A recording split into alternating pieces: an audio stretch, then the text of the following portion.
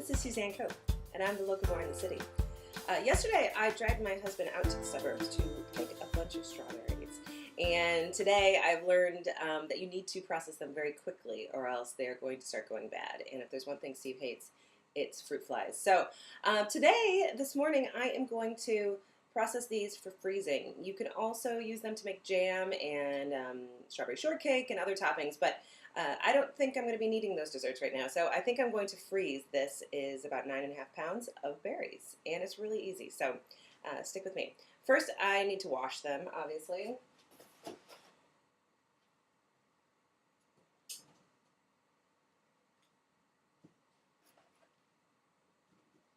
Berries are delicate, and these also happen to be dirty because it was raining a lot, and rain hits the ground and kind of sprays some dirt back up on top of them. So I'm going to wash them in batches, and then I'm going to take the tops off. And I have actually a pot of water that's boiling here on the stove because a little known fact, even for berries that aren't going to be frozen, you can dip them in boiling water for 30 seconds and it will really slow down the decomposition process. So they'll rot basically a lot slower and they won't mold as quickly.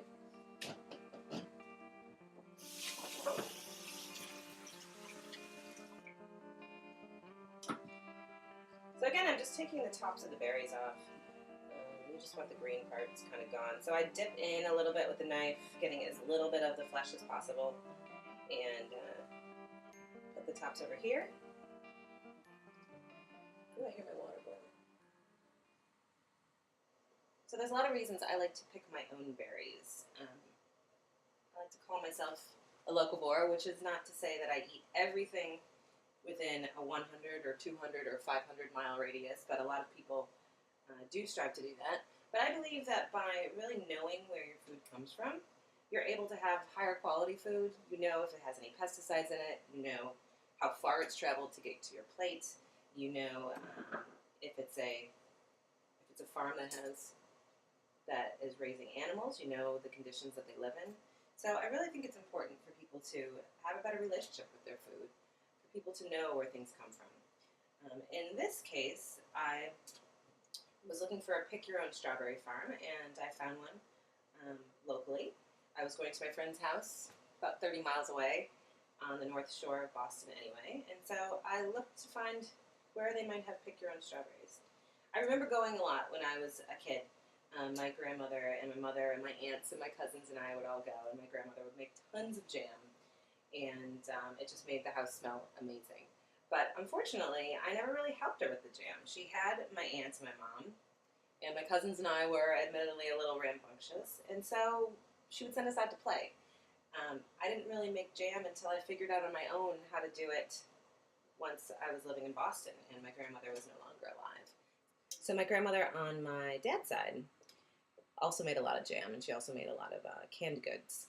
And what's great is I could still talk to her about how to make pickles and how to make this thing that she calls chili sauce, although it does not have chili powder in it at all, I don't think. But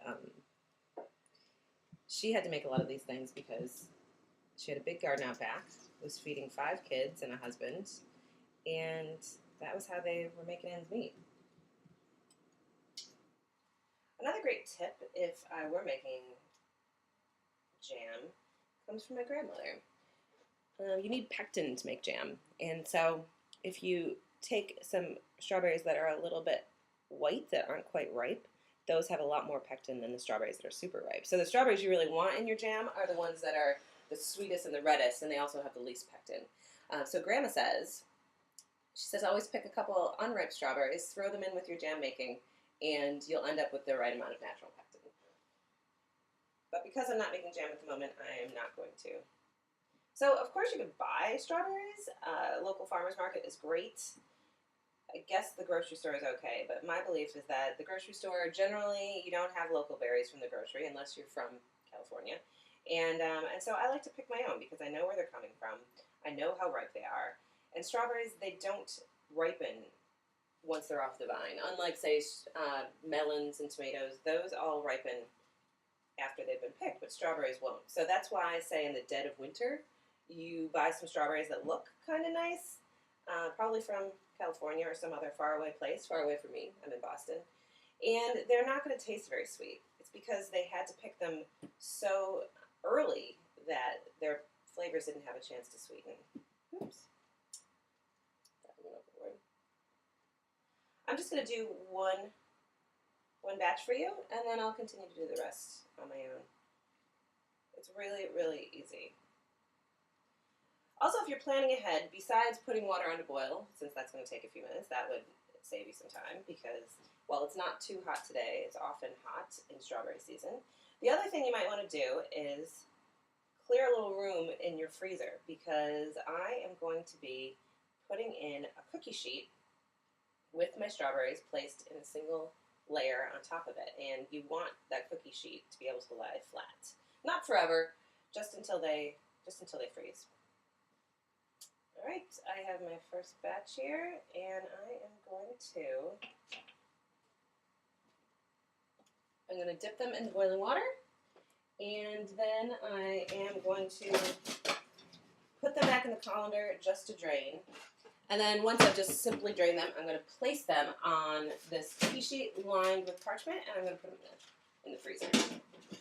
So what you do with these strawberries is you want to dip them in this boiling water just for a few seconds. So maybe just for really 5 seconds is going to be enough.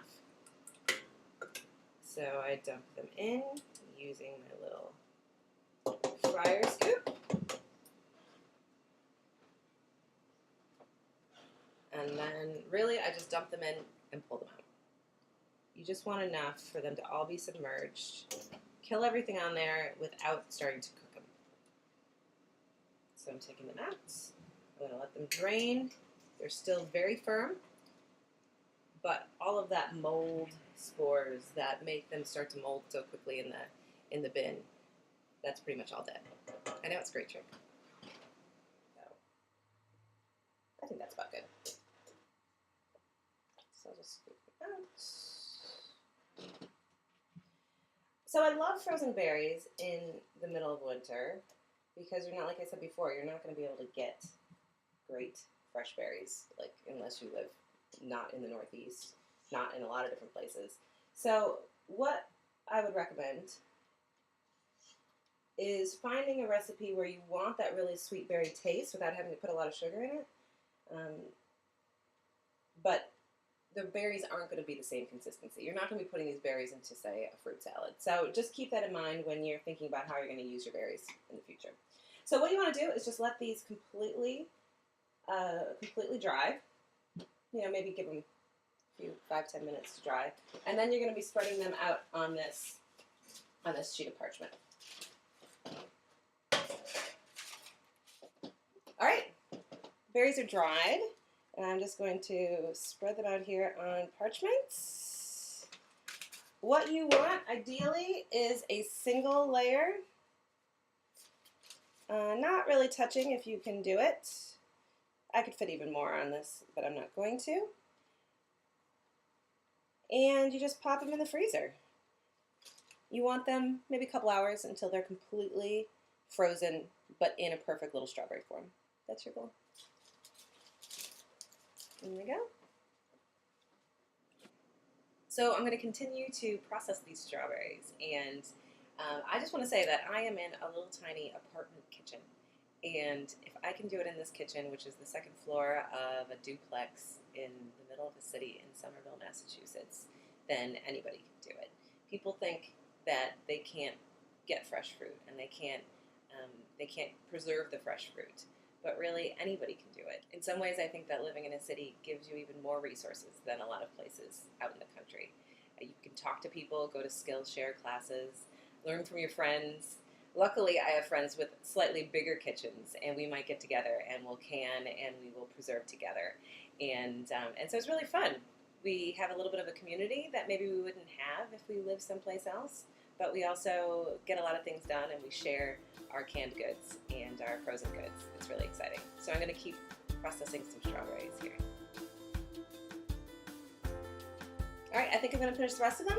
When I take them out, I'm going to put them in a plastic bag, maybe a quart-sized bag, or you could also put them in a Tupperware container, something that makes it easy to store. And I'll I'll have them for whenever I want, maybe January. Thanks. This is the Locavore in the city. Next time, we're going to be actually making some strawberry desserts and maybe even pickling some strawberries.